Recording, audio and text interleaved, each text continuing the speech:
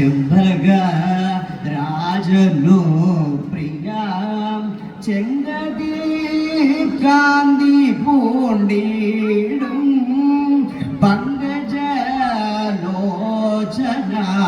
കൃഷ്ണ ചെന്തളീർ മലർപ്പുറം അമ്പര നദീ പുരേശാം തന്ത്രികൾ വാഴ്ത്തിടും മൂർത്തേ സുന്ദരാനന മുരാരേ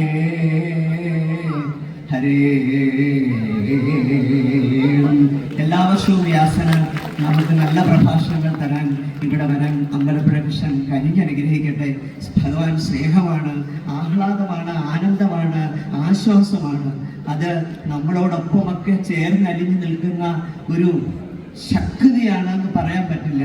അദ്ദേഹം നമ്മളോടൊപ്പം ചേർന്ന് നിൽക്കുന്ന ഒരു ചെറുപ്പക്കാരനായ കുട്ടിയാണെന്ന് തന്നെയാണ് വ്യാസൻ പറഞ്ഞത്. നമ്മളൊക്കെ മനസ്സിൽ അങ്ങനെ തന്നെയാണ് കാണുന്നത്. അതേപോലെ തന്നെ നമുക്ക് എന്നെന്നും കാണാം.